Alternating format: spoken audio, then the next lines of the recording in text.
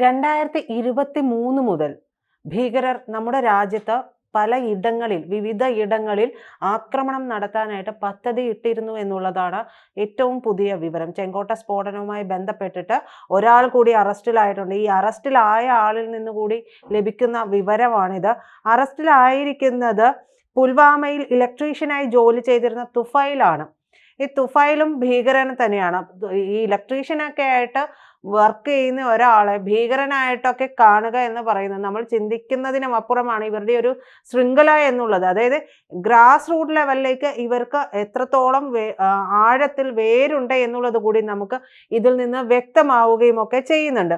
അപ്പോൾ ഇയാളൊക്കെ ചോദ്യം ചെയ്യുമ്പോഴാണ് 2023 മുതലേ ഇവർ ഇത്തരത്തിലുള്ള പദ്ധതികൾ ഇട്ടിരുന്നു എന്ന് പറയുന്നത്. അപ്പോൾ മനസ്സിലാക്കുക, ഇത്രയും ആഴത്തിൽ വേരൂന്നി ഇവർ പ്രവർത്തനങ്ങൾ നടത്തുമ്പോൾ നമ്മളിൽ ഒരാളായിട്ട് ഇവരെ നമ്മൾ കണ്ടുപോകുന്നവരെ, അതായത് കാശ്മീരിലൊക്കെ അവർ സ്ഥിരമായിട്ട് കണ്ടുപോകുന്ന ആരെങ്കിലുമൊക്കെ ഒരാളായിരിക്കും. അപ്പോൾ സ്ഥിരമായിട്ട് കാണുന്നത് കൊണ്ട് തന്നെ ഇവർക്ക് സംശയവും തോന്നില്ല. മാത്രമല്ല ചില വിഘടനവാദികൾ, അതായത് ഓപ്പറേഷൻ സിന്ദൂറുമായി ബന്ധപ്പെട്ടോ അതിനു മുമ്പുമൊക്കെ ചിതറിത്തെറിച്ചു പോയിട്ടുള്ള ചില വിഘടനവാദികൾ ഈ പറയുന്ന ആർട്ടിക്കിൾ 370 ഒക്കെ എടുത്തു മാറ്റിയതിനു ശേഷവും അവിടെ ഇത്തരത്തിൽ ഈ ഭീകരവാദം പുനഃസംഘടിപ്പിക്കേണ്ടതുണ്ടെന്നുള്ള ബോധ്യത്തിൽ ഈ ഭീകരർ നുഴഞ്ഞു കയറിയിട്ടുണ്ട്. ഈ നുഴഞ്ഞു കയറിയ ഭീകരരെ തിരിച്ചറിയാൻ കഴിയാതെ കാശ്മീരിലെ ജനതയ്ക്കും പോകുന്നുണ്ട്. അവർ വിചാരിക്കുന്നത് സ്വാഭാവികമായും ഒരുപക്ഷെ നമ്മുടെ അയൽക്കാരനായിരിക്കാം എന്നുള്ള രീതിയിലായിരിക്കും ഇവരോടൊക്കെ പെരുമാറി പോകുന്നത് പോലും. പക്ഷെ അന്വേഷണം അതിൻ്റെ പൂർണ്ണതോതിലേക്ക് എത്തുമ്പോഴാണ് നമ്മൾ ഞെട്ടുന്ന തരത്തിലേക്കുള്ള ഇവരുടെ ശൃംഖലകളിലേക്ക് എത്തുന്നത്. ഇത്രയും നാളായിട്ട് 2023 മുതൽ ഇവർ പദ്ധതി ഇട്ടിട്ടും പൊട്ടുന്നത് ഇപ്പോഴാണ് എന്നുള്ളതാണ്. അപ്പോൾ അത്രത്തോളം നമ്മുടെ ഇന്റലിജൻസ് വിങ്ങും വളരെ കാര്യക്ഷമമായി പ്രവർത്തിച്ചത് കൊണ്ടാണ് ഇക്കണ്ട നാളുകളിലൊന്നും ഒരു വലിയ ആക്രമണത്തിന് ഇവർ മുതിരാതിരുന്നത് പോലും. അങ്ങനെ അവർ ഒടുവിൽ നടത്തിയതായിരിക്കാം ഒരുപക്ഷെ പഹൽഗാം അറ്റാക്ക് എന്ന് വേണം നമ്മൾ മനസ്സിലാക്കാൻ. അപ്പോൾ 2023 മുതൽ പദ്ധതി ഇട്ടിരുന്നു എന്നുള്ളത് ഡോക്ടർ മുസമ്മിൽ ഷക്കീലും പറയുന്നുണ്ട്. ഡോക്ടറൊന്നും ഇവനെ വിളിക്കാനേ പാടില്ല, ഭീകരനായിട്ടുള്ള മുസമ്മിൽ ഷക്കീൽ കൂടി പറയുന്നുണ്ട്. അപ്പൊ NIA ഈ വിവരങ്ങളെല്ലാം വെളിപ്പെടുത്തിയിട്ടുള്ളത്. സ്ഫോടനം നടത്താനായിട്ട് ഇന്ത്യയിൽ നിന്ന് തന്നെ ആളുകളെ റിക്രൂട്ട് ചെയ്യുകയാണ് ജയ്ഷയുടെ രീതി എന്ന് കൂടി ഇയാൾ പറയുന്നു. 2 വർഷമായിട്ട് ഇവർ എന്ത് ചെയ്യുകയായിരുന്നു?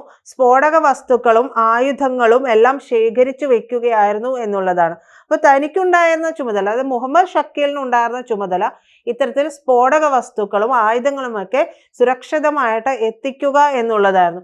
ഈ സുരക്ഷിതമായിട്ട് ഇവർ സ്ഫോടക വസ്തുക്കളെല്ലാം എത്തിക്കുന്നു എന്ന് പറയുമ്പോഴാണ് ഇത് എവിടെ നിന്നെല്ലാം എത്തിക്കുന്നു എന്ന് മനസ്സിലാക്കേണ്ടി വരുന്നത്. നമുക്കറിയാം, നമ്മൾ ഇപ്പോൾ ഒരു ചെറിയ നയതന്ത്രപരമായിട്ട് ചെറുങ്ങനെ ഒരു ഗിയർ മാറ്റിയിട്ടുണ്ട് ഇന്ത്യ.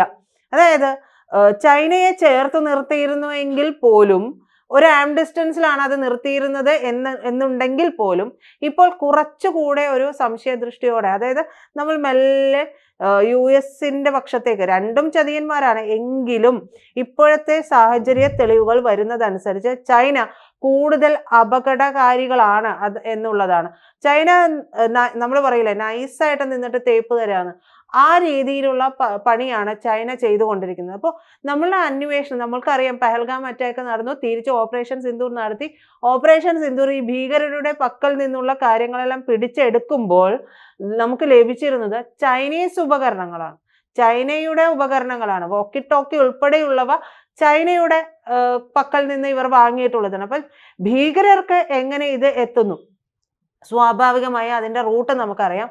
പാകിസ്ഥാൻ വാങ്ങുന്നു. അവർ പാകിസ്ഥാന്റെ സേന എന്ന് പറയുന്നത് തന്നെ ഭീകരർക്ക് വളം വെച്ചു കൊടുക്കുന്നത്, അവർക്ക് പ്രാക്ടീസ് നൽകുന്നതും ഒക്കെ പരിശീലനം നൽകുന്നതും ഒക്കെ ഈ പാകിസ്ഥാന്റെ ആർമിയാണ്. അപ്പൊ ഇവർ തമ്മിലുള്ള ബന്ധത്തിലൂടെയാണ് ഇവരിലേക്ക് ഈ ആയുധങ്ങളെല്ലാം എത്തുന്നുണ്ടാവുക. ഇവരുടെ അറിവോടുകൂടി തന്നെയാണ് ഈ ആക്രമണങ്ങൾ നടത്തുന്നതും നുഴഞ്ഞുകയറ്റം നടത്തുന്നതും എന്നുള്ളത് നമുക്ക് വ്യക്തമായി കഴിഞ്ഞിട്ടുള്ളതാണ്.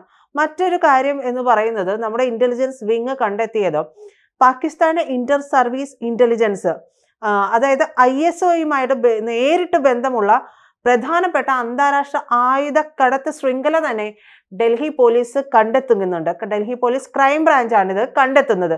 അപ്പോൾ പഞ്ചാബിലെ ഡ്രോൺ ഡ്രോപ്പുകൾ വഴി ഇന്ത്യയിലേക്ക് വിദേശ നിർമ്മിതമായിട്ടുള്ള ആയുധങ്ങളുടെ അത്യാധുനികമായിട്ടുള്ള ഒരു ക്രോസ് ബോർഡർ പൈപ്പ് ലൈൻ ഉണ്ട് എന്നുള്ളതാണ്. അപ്പൊ ഇതെല്ലാം വഴിയാണ് ഈ ഭീകരർ നമ്മുടെ രാജ്യത്തേക്ക് ഇപ്പോൾ, അതായത് എല്ലാം ഹൈടെക്കായി മാറിക്കഴിഞ്ഞു, എല്ലാം ന്യൂജനാണ്. അപ്പൊ ആ രീതിയിൽ തന്നെ ഭീകരരും ആയുധങ്ങളും സ്ഫോടക വസ്തുക്കളും എല്ലാം നമ്മുടെ രാജ്യത്തേക്ക് എത്തിക്കുന്നു. മാത്രമല്ല, നമ്മൾ പറഞ്ഞല്ലോ എങ്ങനെയാണ് ഇവരിലേക്ക് എത്തുന്നത്. ഇവരിലേക്ക് എത്തുമ്പോൾ ചൈനയുമായിട്ടുള്ള ബന്ധത്തിന് നമ്മളൊരു ചെറിയൊരു ഗിയർ മാറ്റം കൊടുത്തിരിക്കുന്നതും ഇത്തരത്തിലുള്ള നിരവധി തെളിവുകൾ ഇന്ത്യൻ ഇന്റലിജൻസിന് ലഭിക്കുന്നത് കൊണ്ടാണ്. അപ്പൊ നമ്മൾക്ക് നമ്മളോട് ടൈപ്പിൽ നിൽക്കുമ്പോഴും ഇവരെ എവിടെ കയറി പണിയും എന്നുള്ളത് ചിന്തിക്കാൻ പോലും കഴിയില്ല. അതുകൊണ്ട് പൂർണ്ണ ജാഗ്രതയോടെയാണ് ഇപ്പോൾ ചൈനയോട് കൈമാറുന്നത്. മാത്രമല്ല, ചൈനയ്ക്കൊപ്പം തുർക്കി കൂടി ചേരുന്നുണ്ട്. തുർക്കിക്ക് ഈ ഇസ്ലാമിക ഭീകരരുടെ അപ്പോസ്തലനാവുക, എർദോഗന്റെ ഒരു പരമമായിട്ടുള്ള ലക്ഷ്യം ഇതാണ്. മാത്രമല്ല, ഒരു ഖിലാഫത്ത് ഉണ്ടാക്കുക എന്നുള്ളത് കൂടി തയ്യിബ് എർദോഗന്റെ ഒരു ലക്ഷ്യമാണ് എന്നുള്ളതാണ്. അപ്പോൾ ആ ഖിലാഫത്ത് ഭരണകൂടം വരുമ്പോൾ ഖലീഫയായിട്ട് താൻ തന്നെ അവരോധിക്കപ്പെടണം എന്നുള്ള ഒരു ലക്ഷ്യം കൂടി എർദോഗനുണ്ട്. എന്തായാലും തുർക്കി, ചൈന എന്നിവിടങ്ങളിൽ നിന്നൊക്കെ എത്തിച്ചിട്ടുള്ള വളരെ ഉയർന്ന നിലയിലുള്ള ഹൈലി എക്സ്പ്ലോസീവ് ആയിട്ടുള്ള ആയുധങ്ങളും സ്ഫോടക വസ്തുക്കളും എല്ലാം തന്നെ പാകിസ്ഥാൻ വഴിയാണ് കടത്തുന്നത്. അതായത് ഇന്ത്യയെ തകർക്കണം, അതിന് പാകിസ്ഥാനെ ഒരു ടൂളാക്കുന്നു. തുർക്കിയും ചൈനയും പാകിസ്ഥാൻ വഴി ഇവയെല്ലാം ആർക്ക് എത്തിച്ചു കൊടുക്കുന്നു? ഭീകരർക്ക് എത്തിച്ചു കൊടുക്കുന്നു. അപ്പൊ മുമ്പിൽ നിൽക്കുന്നത് ശിഖണ്ഡിയെ പോലെ പാകിസ്ഥാനാണ്, പക്ഷെ പിറകിൽ നിന്ന് പണിയുന്നത് ഈ രാജ്യങ്ങളാണ് എന്നുള്ളതാണ് മനസ്സിലാക്കാൻ കഴിയുന്നത്. അപ്പോൾ ഡൽഹിയിലും നിരവധി വടക്ക് കിഴക്കൻ സംസ്ഥാനങ്ങളിലുടനീളമുള്ള ക്രിമിനൽ സംഘങ്ങളിലേക്കാണ് ഇതെല്ലാം വിതരണം ചെയ്തിരിക്കുന്നത് എന്ന് കൂടി കണ്ടെത്തി കഴിഞ്ഞിട്ടുണ്ട്. അപ്പൊ ഇതിനെ തുടർന്ന് അറസ്റ്റിലായവർ അജയ്, മൻദീപ്, ദൽവീന്ദർ, റോഹൻ തുടങ്ങിയിട്ടുള്ള 4 പ്രധാനപ്പെട്ട ഇവരുടെ കീ പോസ്റ്റിലുള്ളവരെ അറസ്റ്റ് ചെയ്യുകയും ചെയ്തിട്ടുണ്ട്. അപ്പൊ ഡ്രോൺ വഴി പഞ്ചാബിലേക്ക് ഇവർ കടത്തിയത് നൂതനമായിട്ടുള്ള പിസ്റ്റളുകളാണ്. അത് ഏകോപിപ്പിച്ചിരുന്നത് പാകിസ്ഥാനിൽ ഇരുന്നിട്ട് ഹാൻഡ്ലർമാരാണ് ഏകോപിപ്പിച്ചിരുന്നത്. അറസ്റ്റിലായിട്ടുള്ള പ്രതികൾ അവിടെ നിന്ന് തുള്ളിമരുന്ന് ശേഖരിച്ച്, അതായത് അറസ്റ്റിലായിട്ടുള്ള പ്രതികൾ എന്ന് പറയുന്നത് അവിടെ നിന്ന് വളരെ ചെറിയ രീതിയിലാണ് ഇത് എത്തിച്ചുകൊണ്ടിരിക്കുന്നത്. വലിയൊരു മാസമായിട്ടൊരു ഇറക്കുമതി നടത്തുമ്പോൾ അത് ശ്രദ്ധയിൽപ്പെടും. അതുകൊണ്ട് തന്നെ വളരെ തന്ത്രപൂർവ്വം ചെറിയ ഭാഗങ്ങളായിട്ട് ഇത് എത്തിക്കുകയാണ് ചെയ്തത് എന്നുകൂടി അന്വേഷണ ഉദ്യോഗസ്ഥർ പറയുകയും ചെയ്യുന്നുണ്ട്. കൃത്യതയും അതായത് ഏറ്റവും കവചം തുളച്ചു പോകുന്നതിനുള്ള കഴിവൊക്കെയുള്ള ഏറ്റവും ഉന്നതമായിട്ടുള്ള ഫോഴ്സുകളൊക്കെ ഉപയോഗിക്കുന്ന ഒരു ആയുധമുണ്ട്. അതായത് തുർക്കി നിർമ്മിതമായിട്ടുള്ള PX 5.7 ഉൾപ്പെടെയുള്ള 10 സെമി ഓട്ടോമാറ്റിക് പിസ്റ്റളുകളാണ് പിടിച്ചെടുത്തിരിക്കുന്നത്. കൂടാതെ ചൈനയിൽ നിർമ്മിച്ചിട്ടുള്ള PX 3 പിസ്റ്റളുകളും 92 ലൈവ് കാട്രിഡ്ജുകളും കണ്ടെടുക്കുകയും ചെയ്തിട്ടുണ്ട്. അപ്പോൾ ഇതെല്ലാം ഈ നെറ്റ്വർക്ക് പാകിസ്ഥാൻ വഴി പ്രവർത്തിക്കുന്ന ഒന്നിലധികം ആഗോള വിതരണ ലൈനുകൾ ഉണ്ട് എന്നുള്ളത് സ്ഥിരീകരിക്കുകയും ചെയ്യുന്നുണ്ട്. ഈ അറസ്റ്റിലായ പ്രതികളുണ്ടല്ലോ, ആ അറസ്റ്റിലായ പ്രതികളിൽ 2 പേർ പഞ്ചാബ് സ്വദേശികളാണ്.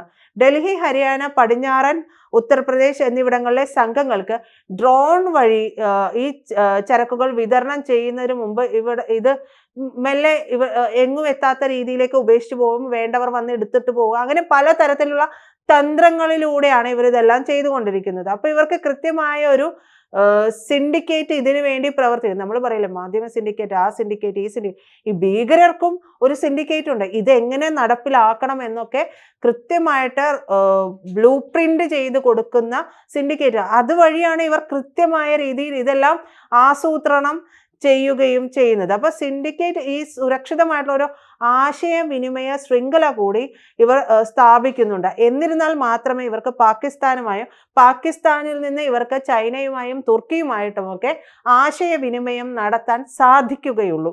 അപ്പോൾ ഇതിനു വേണ്ടി ഇവര് എൻക്രിപ്റ്റ് ചെയ്തിട്ടുള്ള ചാനലുകളൊക്കെ ഉപയോഗിക്കുകയും ചെയ്യുന്നുണ്ട്. അപ്പോൾ അതുകൊണ്ട് തന്നെ അന്വേഷണം അവരിലേക്ക് എത്താനായിട്ട് ഒരല്പം വൈകാനുള്ള സാധ്യതകളും കൂടുതലാണ്. അപ്പോൾ ആയുധക്കടത്തിനായിട്ട് ഡ്രോണുകൾ ഉപയോഗിക്കുന്നത് തീവ്രവാദ ഗ്രൂപ്പുകൾക്ക് എളുപ്പമായിട്ടുള്ള ഒരു സാധ്യതയാണ്. ഇത് അതിർത്തി കടന്നിട്ടുള്ള കള്ളക്കടത്ത് ശൃംഖലകളുടെ വികസിച്ചു കൊണ്ടിരിക്കുന്ന സാങ്കേതികമായിട്ടുള്ള വിദ്യകളുടെയൊക്കെ ആ കഴിവുകൾ ഈ ഭീകരർക്ക് കൂടി ഉണ്ട് എന്നുള്ളത് മനസ്സിലാക്കുമ്പോൾ ആശങ്കകൾ കൂടുകയാണ്. അപ്പൊ ഇതിന് പ്രധാനമായിട്ടും തുർക്കി, പാകിസ്ഥാൻ, ചൈന എന്നിവയ്ക്കിടയിൽ പ്രവർത്തിക്കുന്ന അന്താരാഷ്ട്ര ചാനലുകൾ ആരൊക്കെയാണെന്ന് മനസ്സിലാക്കുകയും അവരിലേക്ക് തിരിച്ചടി കൊടുക്കുകയും ചെയ്യുന്ന രീതിയിലുള്ള പദ്ധതികളെല്ലാം മോദിയും അജിത് ഡോവലും അമിത് ഷായും ജയശങ്കറും എല്ലാവരും ചേർന്ന് ഒരു വിങ് ഇരുന്നിട്ട് പദ്ധതി ആസൂത്രണം ചെയ്യുന്നുണ്ട്. തുർക്കിക്കും ചൈനയ്ക്കുമുള്ള ഒരു തിരിച്ചടി ഉണ്ടാകും. ചൈനയിലുള്ള തിരിച്ചടി വളരെ നയതന്ത്രപരമായിട്ട് ഡിപ്ലോമാറ്റിക് ആയിട്ടുള്ള ഒരു തിരിച്ചടി ആയിരിക്കും ഉണ്ടാവുക. തുർക്കിയുടെ കാര്യം, തുർക്കിക്ക് ഉള്ളിൽ എവിടെ നിന്ന് വെടിപൊട്ടും എന്നുള്ളത് നമുക്ക് ചിന്തിക്കാൻ പോലും കഴിയില്ല. നമുക്കറിയാം, പാകിസ്ഥാനിൽ തന്നെ നമ്മുടെ രാജ്യത്ത് ബ്ലാസ്റ്റ് ഉണ്ടായ ഉടനെ തന്നെ പാകിസ്ഥാനിൽ ബ്ലാസ്റ്റ് ഉണ്ടാവുന്നു. തുർക്കിയുടെ അതായത് ആയുധങ്ങളുമായി പോകുന്ന ഒരു വിമാനം തകർന്നടിഞ്ഞു വീഴുന്ന ഒരു സാഹചര്യം ഉണ്ടാകുന്നു. ഇതെല്ലാം അജ്ഞാതരുടെ പണിയാണെന്ന് പറയുന്നു. ഈ അജ്ഞാതർ ആരാണ് എന്നറിയാതെ ലോകം മൊത്തം ഉഴലുന്നുണ്ട്. പ്രത്യേകിച്ച് പാകിസ്ഥാനും തുർക്കിയും എല്ലാം ഉഴലുന്നുണ്ട്. അവർ ഭീതിയിലുമാണ്. അവർക്ക് അറിയാം കൃത്യമായിട്ടൊരു തിരിച്ചടി ഇന്ത്യ കൊടുക്കുമെന്നുള്ളത് നന്നായിട്ട് അറിയാം. പക്ഷെ അത് ഏത് വഴി അടി വരുമെന്ന് മാത്രമാണ് ഇവർക്ക് അറിയാൻ കഴിയാതെ പോകുന്നത്. കൂടുതൽ വാർത്തകളും വിശേഷങ്ങളും നിങ്ങളിലേക്ക് എത്താൻ ABC മലയാളം സബ്സ്ക്രൈബ് ചെയ്യുക, ബെൽ ബട്ടണും അമർത്തുക.